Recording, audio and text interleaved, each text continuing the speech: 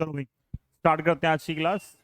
तो हमने अब तक क्या कर लिया, बेसिक कर लिया। ठीक है, किसका? एक तो हमने रिफ्लेक्शन पूरा पढ़ लिया है और हमने रिफ्रैक्शन का बेसिक पढ़ लिया है कि रिफ्रैक्टिव इंडेक्स क्या होता है, उसके साथ साथ स्नेल्स लॉ क्या होता है। जब लाइट एक मीडियम से दूसरे मीडियम में जाती है तो मीडियम चेंज होने से उसमें क्या चेंजेस आते हैं, आई और आर कैसे बदलता है, उतना हमने लास्ट क्लास में सीखा था। ठीक है, आज की क्लास में हमें एक सिंगल टॉपिक डिस्कस करना है और वो है टीआईआर। ठीक है, टीआईआर का छोटा मोटा हल्का फॉर्म आपने पहले पढ़ी है 10th क्लास के अंदर। ठीक है, अभी हमें जो है थोड़ा सा डिटेल में टीआईआर डिस्कस करना है।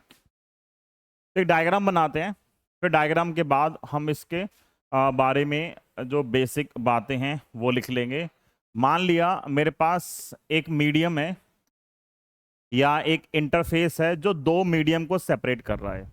ऊपर मैंने मान लिया ऊपर रेयर मीडियम है और नीचे जो है वो डेंसर मीडियम है। ठीक है, एक ऑब्जेक्ट है जो नीचे डेंसर मीडियम में रखा हुआ है और उस ऑब्जेक्ट से रेस चलती हैं बहुत सारी, और जो रेस चल रही हैं वो सब अलग अलग एंगल पे आ रही हैं।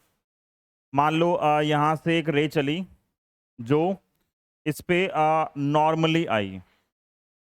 नॉर्मल मतलब यहाँ से चली और ये बिल्कुल सीधी इस पे आ रही है। तो नॉर्मल जो इंसिडेंस है हमारा, ये देख टेढ़ी, ये टेढ़ी है सीधी है? क्या लग रहा है, सीधी है टेढ़ी है? टेढ़ा लग रहा है नहीं, और उसमें दिखा रहा है सीधा ये, तो मतलब लाइन ही हिली हुई है। ठीक, तो हमारे लिए तो मुझे लग रहा है ये सीधा है। अब पहले वाली सीधी थी।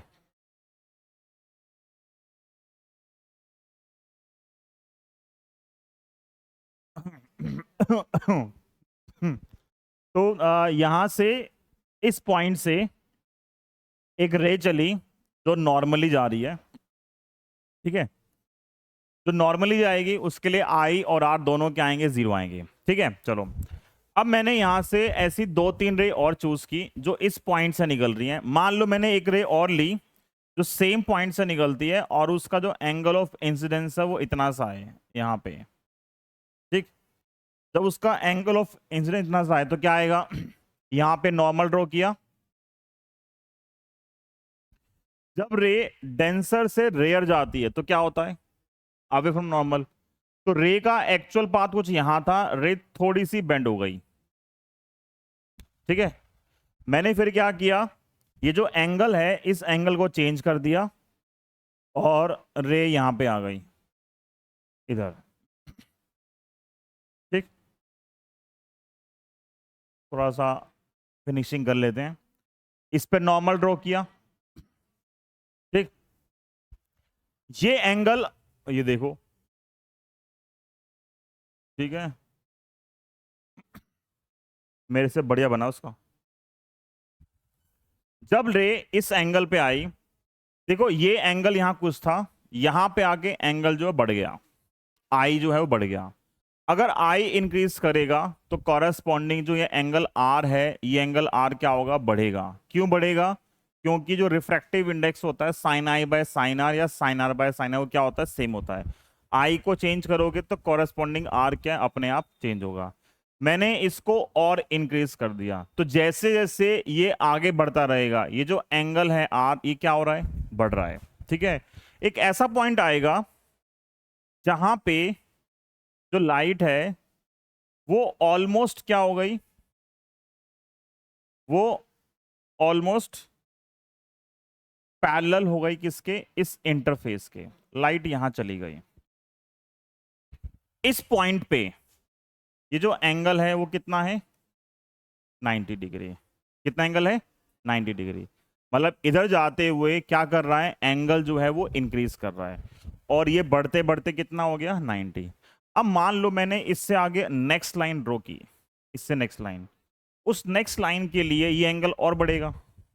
पर जैसे ही एंगल 90 से ज्यादा होगा तो क्या रिफ्रैक्शन होगा, रिफ्रैक्शन तो दूसरे इस मीडियम में हो रहा था। ये अब मेरे पास एक लिमिटिंग केस आ गया कि अब इसके बियॉन्ड रिफ्रैक्शन नहीं हो सकता। जब इसके बियॉन्ड रिफ्रैक्शन नहीं होगा तो क्या होगा, लाइट इस मीडियम के अंदर क्या हो जाएगी, वापस जाएगी। तो अगर मैं इससे नेक्स्ट केस ड्रॉ करूं, ठीक, कि यहीं से एक लाइट और निकली और वो यहां पे आ गई इस पॉइंट पे, ठीक है, और यहां पे जो नॉर्मल है ये नॉर्मल है, बट लाइट में इसके बियॉन्ड अब रिफ्रैक्शन नहीं हो सकता। तो रिफ्रैक्शन नहीं होगा तो क्या होगा, लाइट इसी मीडियम के अंदर वापस आ जाएगी। तो जब लाइट इसी मीडियम में वापस चली गई, यहां चली गई, तो इस कंडीशन को हम बोलते हैं TIR, total internal reflection. Internal reflection वैसे भी होता है, जैसे मान लो ये एक सरफेस है, ये रेयर है, ये डेंसर है, ये नॉर्मल था, यहां से लाइट आई और ये लाइट यहां से, इस लाइट का कुछ पोर्शन यहां चला गया और कुछ पोर्शन यहां चला गया। लाइट में हमेशा पार्शियल होती हैं चीजें, पार्शियल रिफ्लेक्शन पार्शियल रिफ्रैक्शन दोनों होते हैं एक साथ। मतलब कुछ परसेंटेज ट्रांसमिट होगी, कुछ परसेंटेज क्या होगी, रिफ्लेक्ट होगी। तो कई बार हम वर्ड यूज करते हैं इंटरनल रिफ्लेक्शन, कि रिफ्लेक्शन हो रहा है, यहां भी रिफ्लेक्शन हो रहा है, इस लाइट का एक परसेंटेज पार्ट रिफ्लेक्ट हो गया और एक पार्ट क्या हो गया, ट्रांसमिट हो गया, जिसमें रिफ्रैक्शन हुआ, ठीक है। यहां पे हम वर्ड यूज कर रहे हैं total internal reflection. Total word क्यों यूज कर रहे हैं, टोटल का मतलब है इस पॉइंट, रिफ्लेक्शन यहां भी हो रहा होगा, ऐसा नहीं है कि यहां पर रिफ्लेक्शन नहीं होगा, यहां भी रिफ्लेक्शन होगा, मतलब लाइट का कुछ पोर्शन जो है वो रिफ्लेक्ट हो रहा है। बट इस पॉइंट पे क्या हुआ, सारी की सारी लाइट क्या हो गई, इस मीडियम में आ गई। यहां पे क्या हो रहा है, मैक्सिमम पार्ट मान लो रिफ्लेक्ट हो गया, 90% मान लो चला गया, तो 2% 5% क्या होगा, रिफ्लेक्ट भी होगा। लेकिन यहां पे क्या हो रहा है, कुछ भी पार्ट बाहर नहीं जा रहा है, सब कहां जा रहा है, वापस मीडियम में, वापस इस मीडियम के अंदर वापस आ गया। तभी नाम आता है टोटल इंटरनल रिफ्लेक्शन। टोटल मतलब मैक्सिमम अमाउंट ऑफ लाइट जो है वो इसी मीडियम के अंदर वापस आ गए, ठीक है।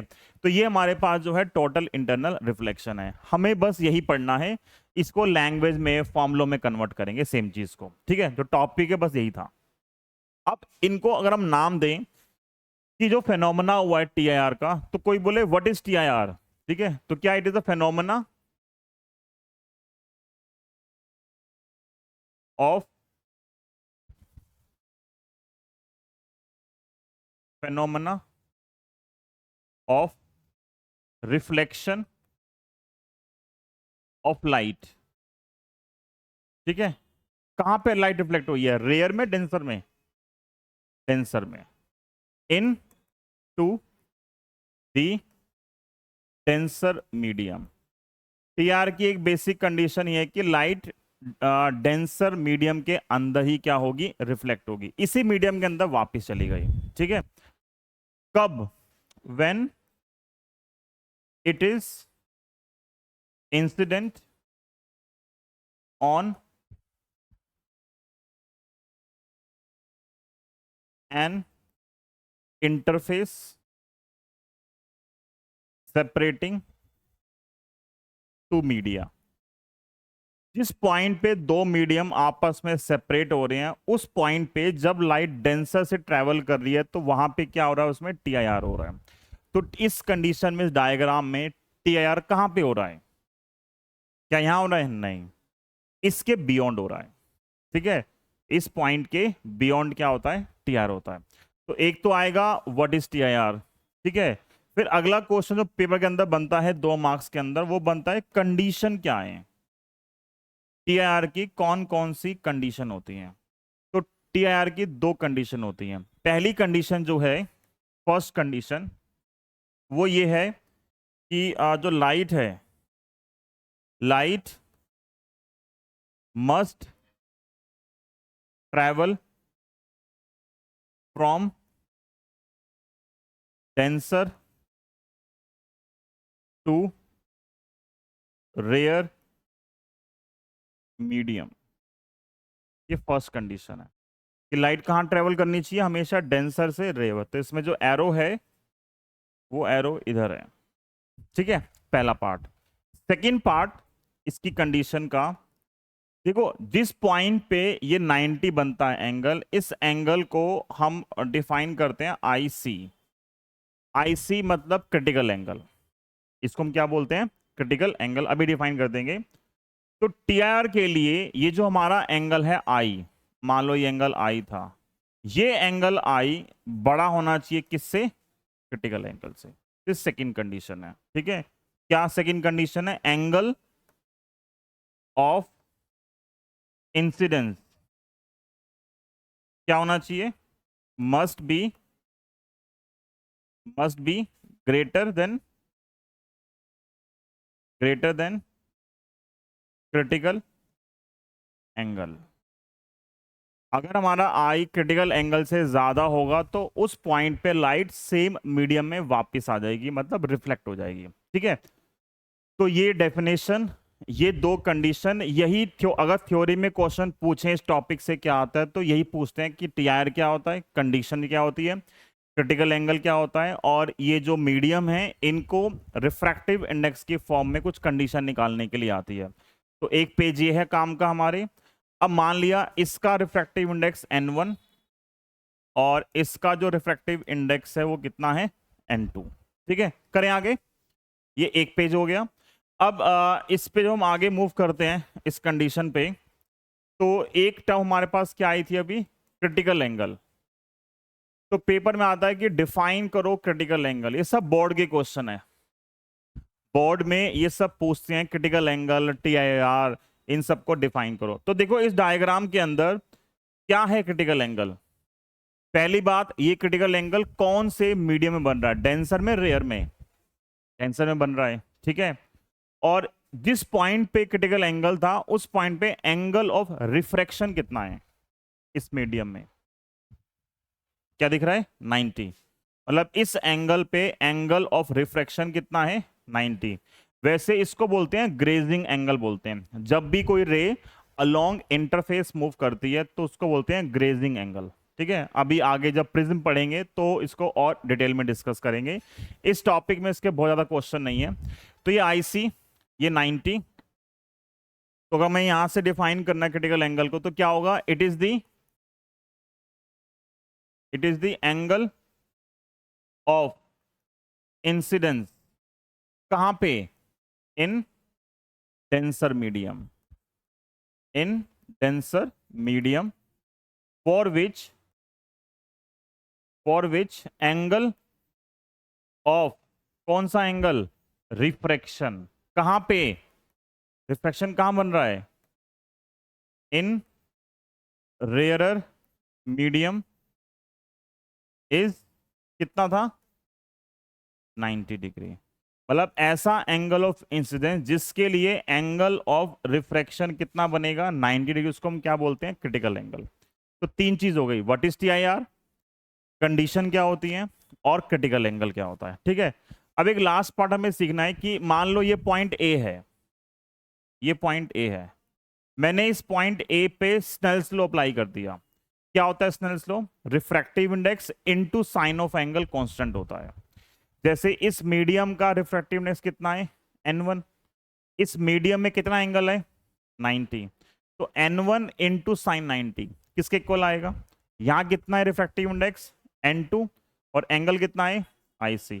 तो n1 साइन 90 इक्वल टू क्या आएगा? n2 इंटू साइन IC, यही आएगा। तो ये हमने यहाँ पे अप्लाई कर दिया, एक पार्ट हो गया। तो हमने क्या यूज किया? Applying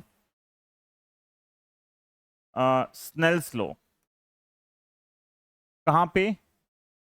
eight A. देखो दो तीन तरीके हैं, ये तो जनरल वे था, मैंने आपको कहा था लास्ट टाइम भी, याद कर लो। जब लाइट डेंसर से रेयर जाती है तो रिफ्रैक्टिव इंडेक्स किसके बराबर होता है? साइन आर बाय साइन आई। और रेयर से डेंसर में क्या होता है? आई बाय आर। अगर वो याद है तो डायरेक्ट लिख सकते हैं, पर बहुत सारे बच्चे याद नहीं करते हैं, तो हमें हर बार क्या करना पड़ता है? उसी स्टार्टिंग पॉइंट से करना पड़ता है। लेकिन अगर मुझे पता है तो जो मेरा थर्ड स्टेप आएगा या सेकंड स्टेप आएगा वो मैं डायरेक्ट लिख सकता हूं पेपर के अंदर, ठीक है। डायरेक्ट क्या होगा? रिफ्रैक्टिव इंडेक्स होता है साइन आर बाय साइन आई अगर लाइट डेंसर से रेयर जाती है। बट अगर मैं नहीं यूज करना तो हम डायरेक्ट यूज करेंगे क्या? रेयर में कितना था रिफ्रैक्टिव इंडेक्स? n1। एंगल क्या था? 90। n2 एंगल क्या था? IC। हमें हमेशा डेंसर मीडियम का रिफ्रैक्टिव इंडेक्स निकालना है विद रिस्पेक्ट टू रेयर। क्या आएगा ये? n2 bye n1। n1 गया नीचे, साइन 90 कितना होता है? 1। और आईसी आ गया नीचे, तो ये आएगा 1/sin IC। N2/N1 का मतलब क्या हो गया, N21।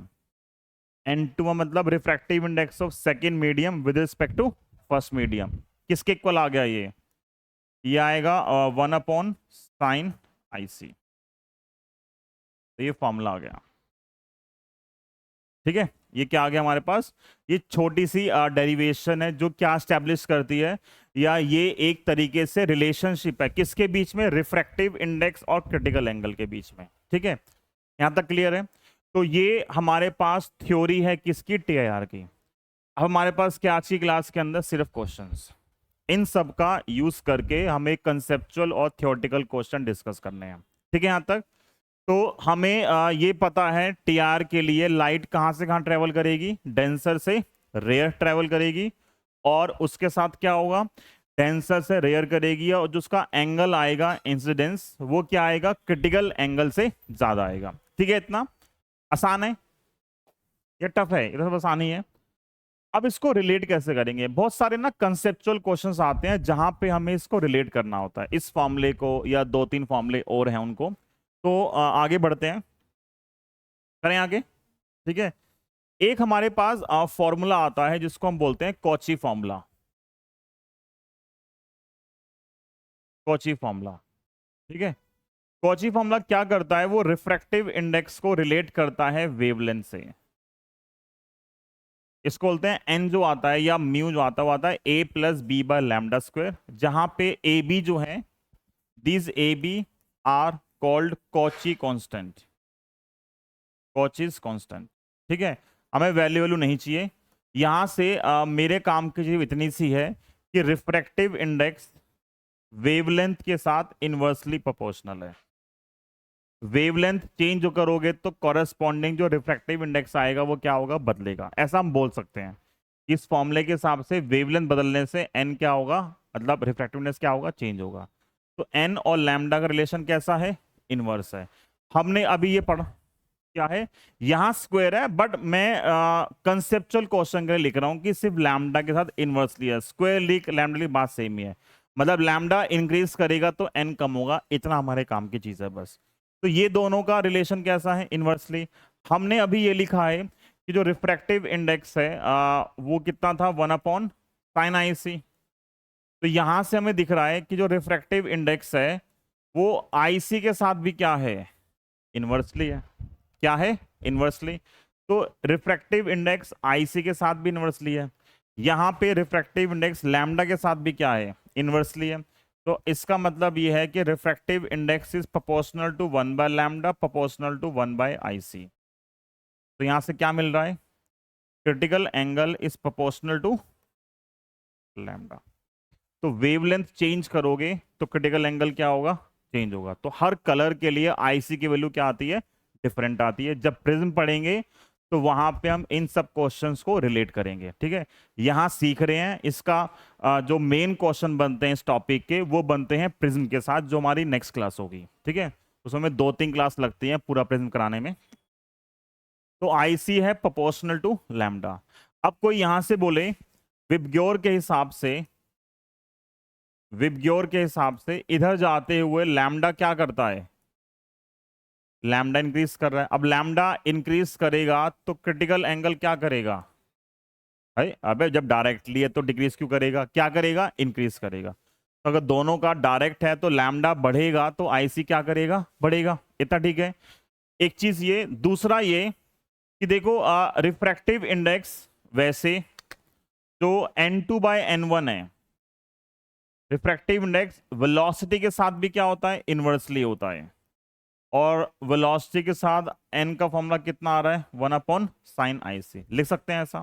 बट अगर इनमें से एक मीडियम वैक्यूम है या एयर है तो मैं इसी फॉर्मूले को ऐसे भी लिख सकता हूं शॉर्ट में कि अगर ये एयर है N1 तो ये N1 हट गया 1 हो गया, N2 को मैंने क्या मान लिया, n। एयर में स्पीड कितनी होती है, c, नीचे क्या आएगा, v, और 1 क्या आएगा, IC। तो ये जो कन्वर्जन चीजें हैं ये आपकी समझ में आनी चाहिए, क्योंकि क्वेश्चन हमेशा 2 तरीके से बोलेगा, या तो एक मीडियम आपके पास क्या है, एयर या वैक्यूम, या दोनों ही मीडियम अलग अलग हैं। बोल दिया एक वाटर एक ग्लास है। अब वाटर और ग्लास में आप ये फॉर्मूला अप्लाई नहीं कर सकते, कि दोनों में से किसी में भी स्पीड सी नहीं होती तो ये यूज करना पड़ेगा। बट अगर एक मीडियम आपके पास एयर या वैक्यूम है तब आप ये यूज कर लो। ठीक, तो इसका यूज, इसका यूज, इसका यूज, सबका कलेक्टिवली एक साथ यूज होता है क्वेश्चन सॉल्व करने में। तो पहला क्वेश्चन देखो, which one has larger critical angle for total internal reflection, blue, yellow और रेड। अभी कर लिया हमने, ठीक है, ये ना हमने अभी कि एन जो है वो लैम्डा के साथ क्या होता है, इनवर्सली, और जो टी आर कंडीशन है वहां पे क्या आता है, आई सी। तो यहां से लैम्डा किसके प्रोपोर्शनल है, साइन आई सी, और मैं इन शॉर्ट ऐसा लिख सकता हूं कि आई सी इज प्रोपोर्शनल टू लैम्डा। तो आई सी लैम्डा के साथ डायरेक्टली है। तीनों में किसकी वेवलेंथ ज्यादा है, lambda of red colour is greater than lambda of yellow is greater than lambda of blue, यही है ना। तो लैम्डा ज्यादा आएगा तो implies critical angle for red colour is more than critical angle for yellow colour is more than critical angle for blue colour. ठीक है, 1 mark question paper में। पहले ये 1 मार्क्स के क्वेश्चन आते थे सब्जेक्टिव फॉर्म में, अब सब्जेक्टिव आना बंद हो गया 1 मार्क्स के अंदर, तो ये सब क्वेश्चन बन जाएंगे अब ऑब्जेक्टिव के अंदर। यहाँ 3 थे, एक और ऐड करके ऑब्जेक्टिव बन जाएगा कि चारों में एक कलर चूज करना है जिसके लिए क्रिटिकल एंगल मैक्सिमम होगा या मिनिमम होगा। अभी थोड़ा कि हमेशा मैक्सिमम आएगा, मिनिमम, मैक्सिमम, कम, ज्यादा, बीच में कुछ भी पूछ सकते हैं आपसे। ठीक है इतना। अगले क्वेश्चन का देखो, हो सकता है next question, when light travel from optically denser to rarer medium, does the critical angle of incidence depend on the color of light? Colour पे डिपेंड करता है, थोड़ा कंट्रोवर्शियल है। ठीक है, कलर और वेवलेंथ जो है चीजें जो हैं वो थोड़ी सी कंट्रोवर्शियल है, इसको हम अभी डिस्कस करेंगे डिटेल में। जैसे क्वेश्चन पूछा जाता है वैसे तो मतलब 2-3 क्वेश्चन आते हैं बेसिक बेसिक। तो एक अगर मैं मान लो मैं स्टार्ट करूं, जैसे हम बोलते हैं कि रिफ्रैक्टिव इंडेक्स जो होता है एन, वो सी बाय वी होता है। एन क्या होता है, सी बाय वी होता है। एन अगर सी बाय वी है और सी का फॉर्मूला होता है न्यू लैम्डा, तो ये new lambda frequency into wavelength, और वी मीडियम अलग है तो ये आएगा न्यू इंटू लैम्डा डैश। ठीक है, तो न्यू से न्यू कट गया। ठीक, तो यहां से एन कितना आएगा, एन आएगा सी बाय वी लिखो या तुम लिखो lambda by lambda dash, lambda by lambda dash. तो मतलब मीडियम चेंज होने से वेवलेंथ बदलती है। अब हमारे माइंड में तो ये है कि विबग्योर का मतलब है हर कलर की जो वेवलेंथ है वो क्या है, डिफरेंट है। हर कलर की वेवलेंथ क्या है, डिफरेंट। तो मीडियम चेंज हो गया तो वेवलेंथ क्या होनी चाहिए, बदलनी चाहिए। इसका मतलब ये कि अगर मेरे पास एक बकेट है और नीचे मैंने एक लेजर लाइट ली, नीचे से लेजर लाइट को मैंने पॉइंट किया, जैसे मतलब क्वेश्चन का मतलब क्या है, ये ऐसे इसमें पानी है यहां तक, और यहां से एक लेजर लाइट निकली, ग्रीन लाइट निकली, तो ग्रीन लाइट यहां से निकलेगी ऐसे। ठीक है, इस पॉइंट पे कुछ रिफ्लेक्शन होगा तो कलर पाथ चेंज होगा। तो क्या ग्रीन कलर जब बाहर आएगा तो ग्रीन कलर बदल जाएगा या ग्रीन ही रहेगा? बट इसके हिसाब से जो कंफ्यूजन आता है, लैम्डा बदल रहा है, यहां जो भी लैम्डा था बाहर आके लैम्डा चेंज होगा ना। तो अगर लैम्डा चेंज होगा तो कलर सेम रहेगा या बदलेगा? समझ रहे हो मैं क्या कहना चाह रहा हूं? तो जो मतलब कॉन्ट्रोवर्शियल क्वेश्चन जो आता है ऑनलाइन में, आधे में गलत ही पढ़ा रखा है। ठीक है, कि लैम्डा जब बाहर निकलेगा ग्रीन कलर तो ग्रीन कलर चेंज होगा या नहीं होगा? नहीं होगा चेंज, ग्रीन ग्रीन ही रहेगा, वो चेंज नहीं होगा। तो इसका मतलब क्या कलर वेवलेंथ की प्रॉपर्टी है। ठीक है, वेलकम टू वाइवा। क्या कलर वेवलेंथ की प्रॉपर्टी है, इस पे हमने पास अच्छे खासे क्वेश्चन इकट्ठे कर रखे हैं, डिस्कस करेंगे कि अगर यहां से बाहर निकलेगा ग्रीन कलर तो इसके हिसाब से वेवलेंथ बदल रही है। अब जो हमने पढ़ा हुआ है वेवलेंथ बदलेगी तो कलर बदलना चाहिए, पर ग्रीन कलर नहीं बदलता, बट वेवलेंथ तो बदल गई। तो क्या कलर वेवलेंथ की प्रॉपर्टी है? नहीं, कलर वेवलेंथ की प्रॉपर्टी नहीं होती, कलर वेवलेंथ की प्रॉपर्टी नहीं होती है। ठीक है, वेवलेंथ बदलने से क्या बदल रहा है, रिफ्रैक्टिव इंडेक्स बदल रहा है। वेवलेंथ बदलने से क्या होता है, रिफ्रैक्टिव इंडेक्स बदलता है, और रिफ्रैक्टिव इंडेक्स बदलने से क्रिटिकल एंगल के अंदर वेरिएशन आता है। ठीक, जब लैम्डा चेंज करोगे तो लैम्डा बदलने से क्या होगा, हमारे पास क्रिटिकल एंगल जो है वो चेंज होगा। लैम्डा इंक्रीज करोगे तो ज्यादा होगा, डिक्रीज करोगे तो क्या आएगा, कम आएगा। ठीक है, तो अभी आएंगे इस पे भी, इसका भी सेम आंसर है। ठीक है, वही सेम चीज।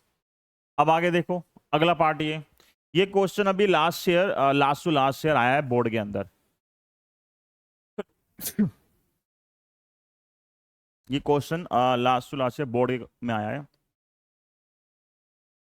चार हमें दे रखे हैं मीडियम अलग अलग, crown glass, flint glass, water और डायमंड। ठीक है, और बोल रहे हैं इन सब के लिए हमें बताना है किसके लिए क्रिटिकल एंगल सबसे ज्यादा होगा। ठीक, अब ये केस स्टडी में आया था क्वेश्चन। ठीक, पर लगता है केस स्टडी के हिसाब से क्वेश्चन गलत था ये, क्योंकि केस का मतलब होता है कि आप डेटा का इंटरप्रेट करो, कुछ यूज करो तो आप आंसर करो। उन्होंने इतना सा क्वेश्चन दिया और रिफ्रैक्टिव ने दिया ही नहीं। तो इसका मतलब क्या है, सीबीएसई एज्यूम कर रही है कि आपको इन सब के रिफ्रैक्टिव इंडेक्स याद होने चाहिए। ठीक है, जब वो न्यूमेरिकल देते हैं तो हर एक का रिफ्रैक्टिव दे देते हैं, पर यहाँ तो चार चार थे, किसी का भी नहीं दिया। ठीक, जब किसी का भी नहीं दोगे तो क्या लगता है बच्चों ने सही किया होगा? मुझे तो नहीं लगता बच्चों ने सही किया होगा, क्योंकि क्राउन ग्लास और फ्लिंट ग्लास इन दोनों में ही आधे बच्चे कंफ्यूज हो गए होंगे कि इन दोनों में ही क्या डिफरेंस है, और इन दोनों के अंदर किसका रिफ्रैक्टिव इंडेक्स ज्यादा है और किसका रिफ्रैक्टिव इंडेक्स कम है। ठीक, तो जो रिफ्रैक्टिव इंडेक्स आता है वाटर का, वो आता है 1.33। ये है 1.33 या 4/3। ठीक है, refractive index of crown glass ये आता है 1.52, वैसे हम 1.5 यूज करते हैं।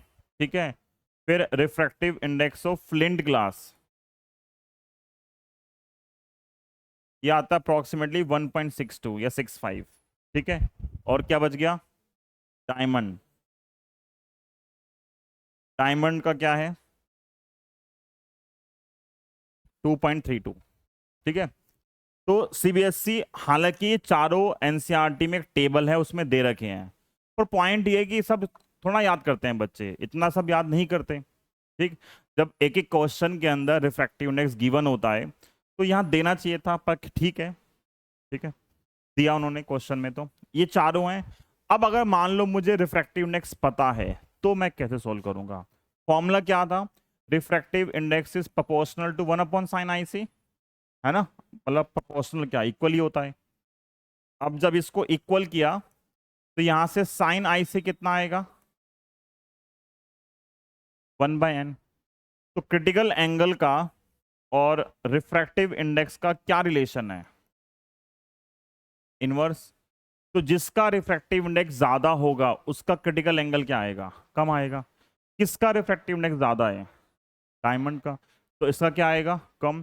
किसका रिफ्रैक्टिव इंडेक्स सबसे कम है, वाटर, तो उसका क्या आएगा, ज्यादा आएगा। तो आंसर क्या आएगा, वाटर। तो हम यहाँ क्या लिख सकते हैं, refractive index of diamond is more than refractive index of flint glass, is more than refractive index of crown glass, is more than refractive index of water, implies critical angle for diamond is less than critical angle for flint glass, is less than critical angle for crown glass, is less than critical angle for water।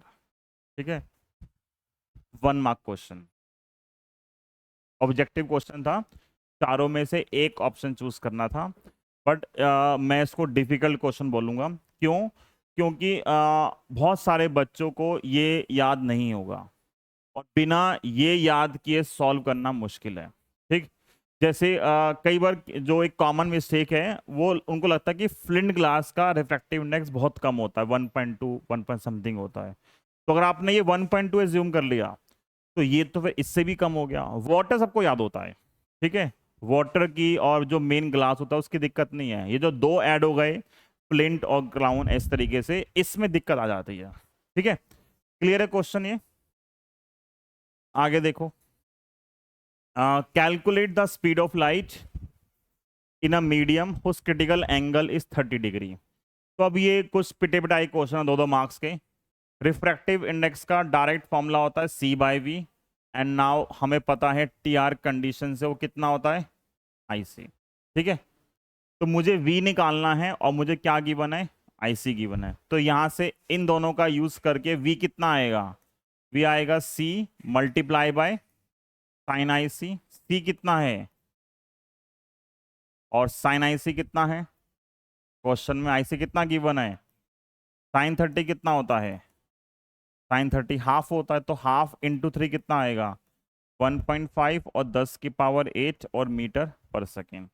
ये 2 mark का question है, board का direct question है। सोचो, क्या आप सोच सकते हो कि बच्चों से ये भी नहीं होता होगा, सोच सकते हो? तुमसे ही नहीं होगा, नहीं नहीं तुम तो कर लोगे यार, कर लोगे। अगला क्वेश्चन देखो, light travel from glass to air, लिखा हुआ है ग्लास से एयर ट्रेवल कर रही है, और इसके बाद find the angle of incidence for which the angle of refraction is 90 degree. देखो, find the angle of incidence for which angle of refraction is 90 degree. ये तो डेफिनेशन आ गई किसकी, क्रिटिकल एंगल की, है ना। क्रिटिकल एंगल क्या होती है, angle of incidence in denser medium for which angle of refraction कितना आता है 90 डिग्री। तो क्या निकालना है मुझे, IC निकालना है, और क्या गिवन है मुझे, रिफ्रैक्टिव इंडेक्स गिवन है। तो कुछ बचा क्वेश्चन के अंदर, रिफ्रैक्टिव इंडेक्स डायरेक्टली क्या होता है 1/sin IC। ठीक है, IC निकालना है, तो sin IC कितना आएगा 1/n, और n कितना है √2। साइन की वैल्यू 1/√2 कब होती है, कब होती है 5/4, मतलब 45 डिग्री पे। ठीक है, ओके, आगे देखो, ये पढ़ो।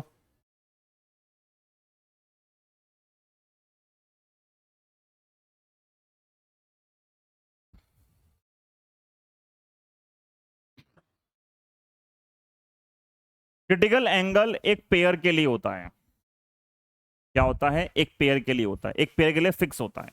जैसे यहाँ पे लिखा हुआ है ना, ग्लास एयर, ग्लास वाटर, ठीक है, ग्लास ग्लिसरीन, कुछ भी लिख लो, एक पेयर यूज करो, एक पेयर के लिए IC की वैल्यू फिक्स है।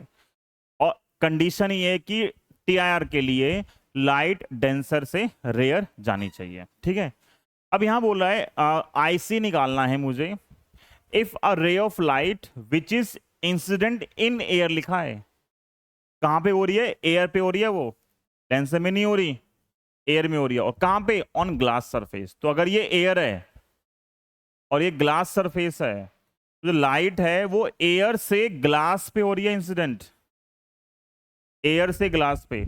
जब लाइट रेयर से डेंसर जाती है तो क्या होता है, टुवार्ड्स नॉर्मल बेंड होती है, ये होता है।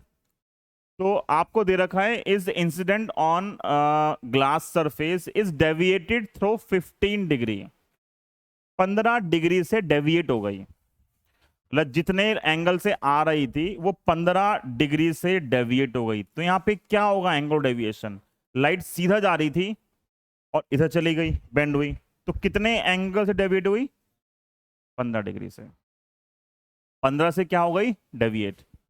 और लिखा हुआ है when angle of incidence is 45 degree. तो एंगल, अगर लाइट एयर से ग्लास जा रही है तो ये एंगल कितना है 45 डिग्री। अब इस 15 का यूज करके मैं ये बता सकता हूं कि ये 15 था, मतलब सॉरी ये 45 है, तो पूरा कितना होगा, ये 45 होगा। 45 में से 15 यहां चला गया तो कितना बचा 30। तो एंगल ऑफ रिफ्रैक्शन कितना आ गया, 30 आ गया। तो इस कंडीशन से मुझे पता लग गया I जो है वैसे 45 है और R कितना है 30। लाइट जा रही है रेयर से डेंसर, तो रेयर से डेंसर जाते हुए मुझे डायरेक्ट पता है रिफ्रैक्टिव इंडेक्स का फॉर्मूला आता है sin I/sin R, डायरेक्ट पता है मुझे। तो n कितना आएगा, sin I मतलब sin 45, R मतलब 30, तो क्या आएगा n 1/√2, और हाफ कहाँ पहुंच जाएगा 2/1, और क्या बन गया ये √2। तो n की वैल्यू आ गई √2। अब क्या निकालना है मुझे, क्रिटिकल एंगल निकालना है। तो फिर मैंने क्या यूज किया, अब n किसके बराबर होता है, 1/sin अब तो हमने अभी किया है क्वेश्चन, 1/n आएगा, 1/√2 कितने पे होता है 45 पे। ठीक है, तो इस क्वेश्चन में जो प्रॉब्लम आती है वो 15 डिग्री का बच्चे यूज नहीं कर पाते कि जो एंगल ऑफ डेविएशन है 15 डिग्री, इस कंडीशन में इस 15 डिग्री को कैसे यूटिलाइज करेंगे। तो 15 डिग्री जो था वो डेविएशन था, उस डेविएशन का हमने यूज किया क्या निकालने के लिए, एंगल आर निकालने के लिए। क्लियर है, ठीक है। अब ये देखो लिखा हुआ है how does the refractive index of a transparent medium depend on the wavelength of incident light used. तो डायरेक्ट फॉर्मूला क्या होता है, कॉची फॉर्मूला। डायरेक्ट फॉर्मूला क्या होता है, कॉची फॉर्मूला लिख देंगे कि एन का और लैम्डा का ये रिलेशन होता है। अब इसके बाद क्या बोल रहा है क्वेश्चन, इसके बाद बोला है velocity of light in glass is this and air में इतनी है। एयर और ग्लास की वेलोसिटी पता है, और लिखा हुआ है if ray of light passes from glass to air, glass से एयर जा रही है, और क्या निकालना है क्रिटिकल एंगल। हमने भी लिखा है राइट फॉर्मूला, रिफ्रैक्टिव इंडेक्स का फॉर्मूला होता है C/V, और C/V अभी किसके बराबर है 1/sin IC। तो यहां से अगर इन दोनों को यूज करोगे तो sin IC कितना बचेगा, यहां से sin IC कितना बचेगा,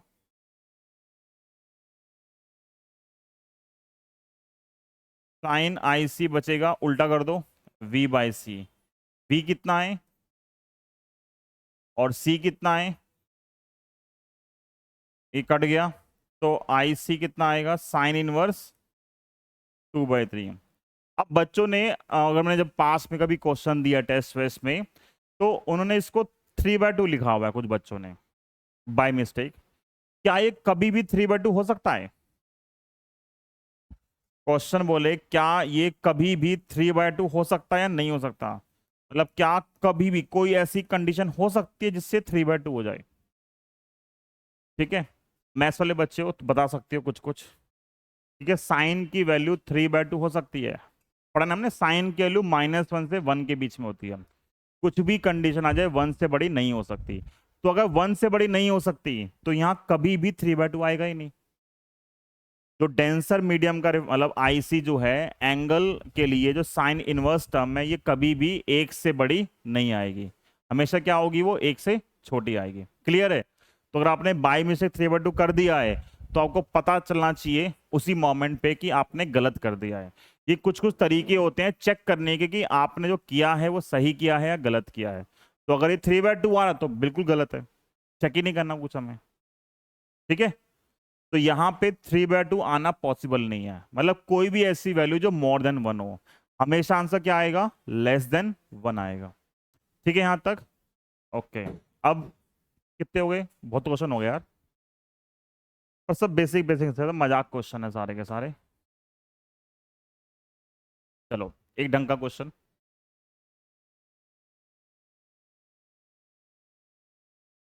पढ़ो इसको।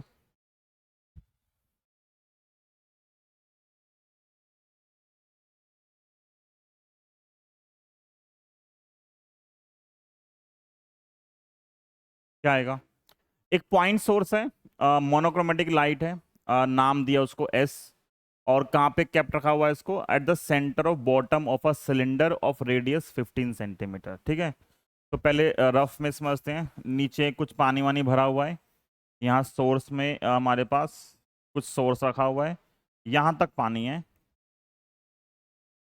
यहाँ तक पानी है, और इस सोर्स से लाइट बाहर निकल रही है। तो अब देखो जब सोर्स से लाइट बाहर निकलेगी तो जो लाइट नॉर्मली गई वो बाहर जाएगी, जो लाइट इधर जाएगी उसमें रिफ्रैक्शन होगा, लाइट यहाँ जाएगी बाहर, जो लाइट यहाँ जाएगी उसमें और रिफ्रैक्शन होगा, बाहर जाएगी। इस पॉइंट पे लाइट इधर चली गई, और इस पॉइंट के बाद लाइट क्या हो गई वापस चली गई, तो इसके बियॉन्ड लाइट वापस जा रही है। तो जो बंदा बाहर यहाँ बैठ के देख रहा है उसको कौन सी लाइट दिखेगी और कहाँ तक लाइट दिखेगी, जब तक लाइट बाहर निकल रही है। जिस डिस्टेंस से लाइट वापस रिफ्लेक्ट हो गई मीडियम के अंदर, क्या उसको वो दिखेगी, नहीं दिखेगी। तो कहाँ तक दिखेगी, ये जो क्रिटिकल एंगल की कंडीशन थी इस पॉइंट तक लाइट दिखेगी। अब मान लो मैं सेंटर में बात करूं, यहां सोर्स था, ये ऐसे था लाइट, और यहां पे इधर फ्लैट हो गई वो, ठीक है। बट क्या ये इधर ही होगा? ये यहां भी तो हो सकता है, यहां भी होगा। लाइट निकली ऐसे और फ्लैट हो गई, ये आगे भी होगा और ये पीछे भी होगा। तो मैं टॉप से देखूंगा तो लाइट हर जगह निकल रही है, ठीक है। और जो कौन सी कंडीशन, क्रिटिकल एंगल कंडीशन, उसके बियॉन्ड क्या होगी, लाइट बाहर चली जाएगी। तो जब ऊपर दिखेंगे हमें शेप कैसी दिखेगी, ठीक है, लाइट ऐसे निकलेगी ना बाहर। लाइट कैसे बाहर निकलेगी, लाइट ऐसे बाहर निकल रही है, और वो जो शेप कवर किया उसने, उसके बियॉन्ड लाइट क्या होगी, सारी वापस आ रही है। तो डायग्राम कैसा बनेगा? क्या हम इसको ऐसा बोल सकते हैं कि इसका डायग्राम बनेगा कि लाइट यहां से निकल रही थी और ऊपर एक कॉन टाइप बन रहा है, और इस कॉन के हर मोमेंट पे क्या बन रहा है, लाइट बाहर निकल रही है ऐसे। मैं सिर्फ दो दिखा सकता हूं, बाकी दिखेंगे नहीं। बनेगा ऐसा? नहीं बनेगा डायग्राम, ठीक है। तो अगर मैं इसी चीज को यहां बना के दिखाऊं एक बार फेयर करके, सेम चीज दोबारा से, मतलब वो कंडीशन जहां पे हमें सॉल्व करना है इसको, ये पार्ट है, लाइट यहां तक आ रही है, और ये हमारे पास जो है इस पॉइंट से लाइट चली इधर, ठीक है। दिख भी रहा है, ये दिख तो रहा है। और लाइट इस पॉइंट पे आने के बाद क्या हो गया, यहां से इधर चली गई, और इस पॉइंट पे आने के बाद लाइट क्या हो गया, यहां से इधर चली गई। तो कैसी शेप बन रही है इसकी, ये ऐसी शेप बन रही है इसकी, ठीक है। ये शेप कैसी बन रही है ऊपर से देखने पे? ये जो शेप है ऊपर से देखने पे, ये शेप हमें सर्कल दिख रहा है ऊपर से। जो टॉप व्यू है वो क्या है, सर्कल। तो ऊपर से देखने पे वो हमें क्या दिख रहा है, सर्कल दिख रहा है। तो क्वेश्चन बोल रहा है इस सर्कल का एरिया निकालना है, कि कितना एरिया एक पर्सन को जो बाहर से देख रहा है उसको विजिबल होगा। क्योंकि इसके बियॉन्ड लाइट में क्या हो रहा है, रिफ्लेक्शन हो रहा है। लाइट जो वापस चली गई वो तो नीचे जाएगी, तो उसको नहीं दिखेगी। उसको विजिबल पोर्शन कौन सा होगा, जो लाइट रिफ्रैक्ट होके बाहर आ रही है। तो इस पॉइंट पे क्या दिख रहा है, सिर्फ इस पॉइंट पे, इस पॉइंट पे ये एंगल कितना है, और ये जो रे चली थी यहां से, ये रे अगर ये 90 है तो ये कितना होगा, ये कितना होगा, आईसी। और अगर ये आईसी है तो ये भी कितना होगा, आईसी। मुझे अगर ये एरिया निकालना है, अगर ये सर्कल है तो सर्कल का एरिया होता है पाई आर स्क्वायर। तो मुझे क्या चाहिए, रेडियस चाहिए। तो मैंने मान लिया इस सेंटर से यहां तक की जो रेडियस है वो आर है, तो एरिया क्या आएगा, पाई आर स्क्वायर। तो अब मुझे किसी तरीके से रेडियस निकालनी है। मुझे क्या गिवन है क्वेश्चन में, क्वेश्चन में मुझे ये दे रखा है कि यहां से लेके जो यहां तक की डिस्टेंस है वो दे रखी है, शायद कितनी है, दे रखी है, ये रही 7 सेंटीमीटर हाइट। क्या मैं किसी तरीके से आई से निकाल सकता हूं, बताओ अब। क्या कोई तरीका है आई से निकालने का? क्या फॉर्मूला होता है आईसी के लिए? Refractive index is equal to होता है 1/sin आईसी। कितना है रिफ्रैक्टिव इंडेक्स, 4/3। ये 4/3 है, तो यहां से साइन आईसी कितना आएगा, साइन आईसी आएगा 1/n, n का उल्टा कर दिया तो कितना हो गया वो, 3/4। यहां 4/3 मत कर देना, वही सेम मिस्टेक हो सकती है यहाँ पे, क्योंकि साइन एंगल आ गया तो ये हमेशा एक से कम आएगा, ठीक है। साइन आईसी आ गया 3/4, यहां तक क्लियर है। मुझे आर निकालना है। मुझे ये तो दे रखा है 7 सेंटीमीटर है, और मुझे आईसी पता लग गया।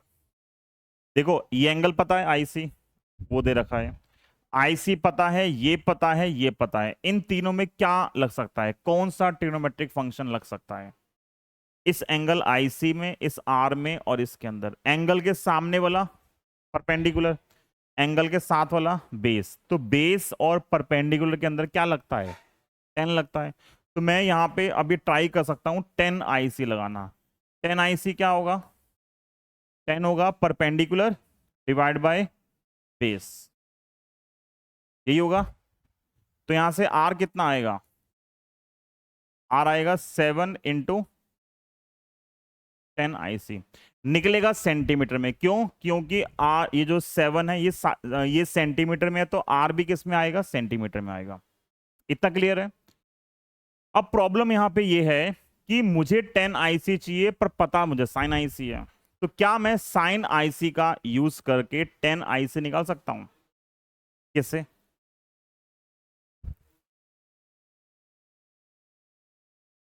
तो अब देखो यहां पे ये एक राइट एंगल ट्राइंगल यूज किया, ये एंगल आईसी है, साइन होता है परपेंडिकुलर डिवाइड बाय हाइपोटेनियस, ठीक है, साइन आईसी के लिए कंडीशन आ गई।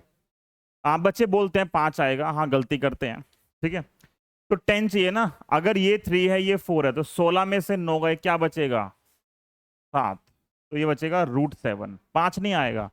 हाइपोटेनियस जब 4 है तो ये 5 कैसे आ जाएगा भाई? नहीं आएगा, ठीक है। हाँ, होता है ये, 3 और 4 सुन के बच्चों के दिमाग से 5 ही निकलता है, ठीक है, वो कॉमन मिस्टेक है वो। तो क्या आएगा अब 10 आईसी यहां से? यहां से 10 आईसी आएगा हमारे पास कितना? 3/√7, काट दिया, ये आएगा 3√7। कितना आएगा? 3√7। ये क्या निकल गया? रेडियस। तो एरिया क्या आएगा? एरिया होता है πr², तो पाई कितना होता है? 22/7, और इसका स्क्वायर आएगा 9 × 7। तो कैंसिल, 7 7, 9 दूनी 18, 9 दूनी 18 और 1 19, 198 सेंटीमीटर स्क्वायर, ठीक है।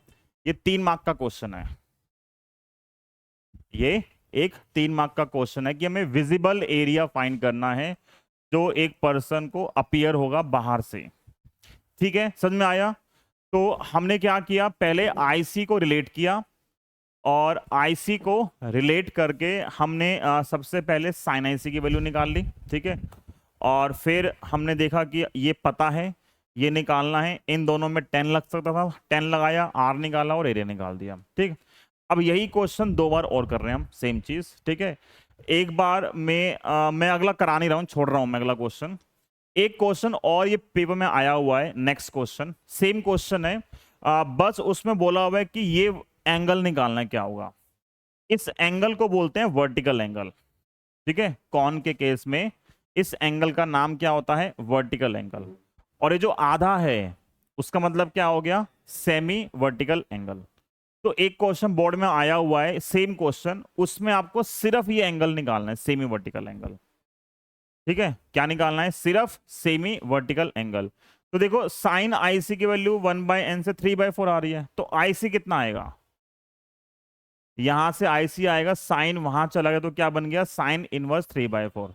तो सेमी वर्टिकल एंगल कितना आएगा? Sine inverse 3/4। तो अब आपको क्वेश्चन में रिफ्रैक्टिव इंडेक्स बदल दे, 4/3 की जगह कोई और वैल्यू दे दे, लॉजिक तो सेम ही चलेगा ना। तो देखो जो अगला क्वेश्चन है वो सेम है।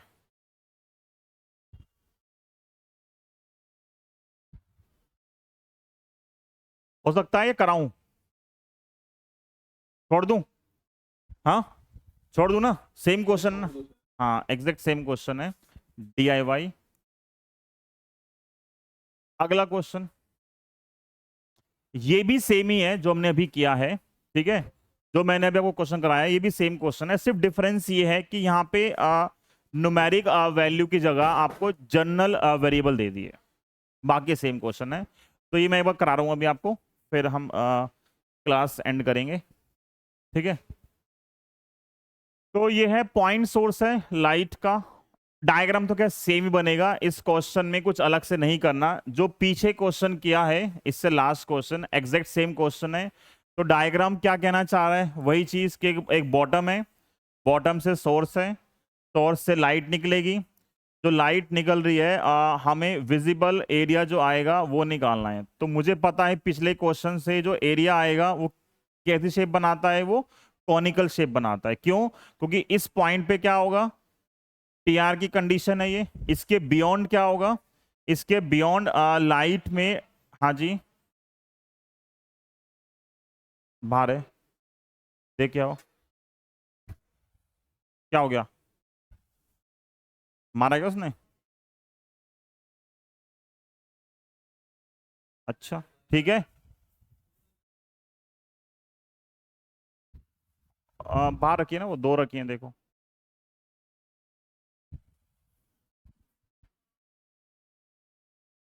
ठीक है, ये पता नहीं।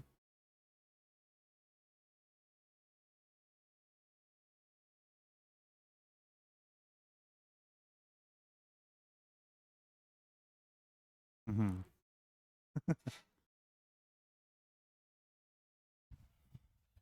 तो इसके बियॉन्ड क्या होगा? टी आर होगा।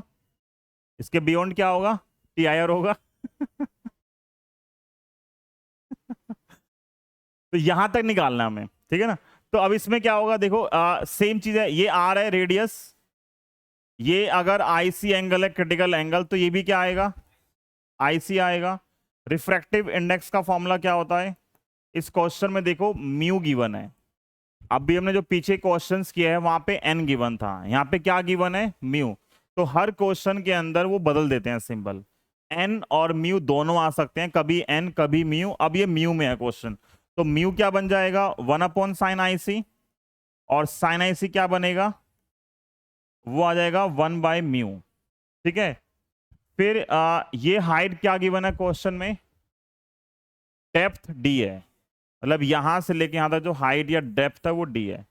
अब ये डी है और ये आर है, तो ये आईसी के सामने वाला परपेंडिकुलर, ये बेस, इन दोनों में क्या लगेगा? 10 IC। 10 IC क्या होता है? Perpendicular divide by base. और आर कितना आएगा? आर आएगा डी मल्टीप्लाई बाय 10 IC। अब देखो साइन IC 1/म्यू है, तो मैंने वही ट्राइंगल बनाया, फिर से ट्राइंगल बनाया। तो इस ट्राइंगल में ये आईसी है, ये 1 और ये म्यू। तो ये क्या आएगा? इसका स्क्वायर माइनस इसका स्क्वायर, तो आएगा रूट में म्यू स्क्वायर -1। क्या आएगा? रूट में म्यू स्क्वायर -1। तो अगर ये रूट में म्यू स्क्वायर -1 है, तो यहां से 10 IC कितना आएगा? यहां से 10 IC आएगा बेस, मतलब sorry perpendicular divide by base, यही आएगा। ये आर आ गया। जब आर आ गया तो एरिया क्या आएगा? एरिया होता है πr²। तो पाई इसका स्क्वायर, ऊपर डी स्क्वायर और नीचे म्यू स्क्वायर -1। तो एरिया की वैल्यू आएगी πd² divide by root mu square -1। अब ये डायरेक्ट फॉर्मूला याद रख सकते हो, ठीक। कंपटीशन में ये डायरेक्ट फॉर्मूला आता है। अब देखो मजे की बात देखो, ये जो क्वेश्चन है ये 3 मार्क्स में आता है। सेम क्वेश्चन है, भी एग्जैक्ट सेम क्वेश्चन है, ये 3 मार्क्स में आया हुआ है, ठीक। और ये जो क्वेश्चन है ये 2022 में आया 1 मार्क में, ठीक है। ये मतलब ऑब्जेक्टिव क्वेश्चन था तो 1 मार्क में आएगा। केस स्टडी में 4 क्वेश्चन आए थे। पहला क्वेश्चन वो फ्लिंट वाला, जो 4 रिफ्रैक्टिव इंडेक्स है उनमें से एक चूज करना है। उसमें एक पार्ट ये था, पूरा क्वेश्चन था, बस आपको 4 में से एक ऑप्शन मतलब चूज करना था। पर वही ये सोल्व तो करोगे ना सारा, डायरेक्ट कैसे कर लोगे? या तो याद ही हो, ठीक है, तो याद करना तो अलग बात है, पर अदरवाइज तुम्हें सारा सोल्व करना पड़ेगा। तो ये 1 मार्क्स में आया था। तो उस साल ये जो था थोड़ा डिफिकल्ट क्वेश्चन था ऑब्जेक्टिव का, मतलब केस स्टडी का क्वेश्चन, क्योंकि ये भी डिफिकल्ट हो गया थोड़ा सा। ये सब नहीं कर पाते, ठीक है, सब बच्चों का उतना अच्छा लेवल नहीं होता हर जगह पे जो वो सब इतने टेक्निकल क्वेश्चंस करें। कुछ कुछ करते हैं। अब देखो जब वही नहीं हुआ फ्लिंट ग्लास वाला जो बेसिक क्वेश्चन है, तो फिर ये तो फिर डिफिकल्टी हो जाएगा अपने अपना। बाकी 2 इजी थे, ये 2 टफ थे उसके अंदर, ठीक है। तो ये हमने आज टीआर का टॉपिक जो है वो डिस्कस किया है। अभी इस टीआर के अंदर हमारा एक पोर्शन बचा है, वो है ऑप्टिकल फाइबर। वो इसकी वन ऑफ द एप्लीकेशन है, शायद वो हम टॉपिक के लास्ट में या चैप्टर के लास्ट में डिस्कस करेंगे। कुछ छोटे-मोटे टॉपिक्स हैं जो हम लास्ट में डिस्कस करेंगे। तो यहाँ से ऑप्टिकल फाइबर एक टॉपिक जो हम बाद में पढ़ेंगे, ठीक है।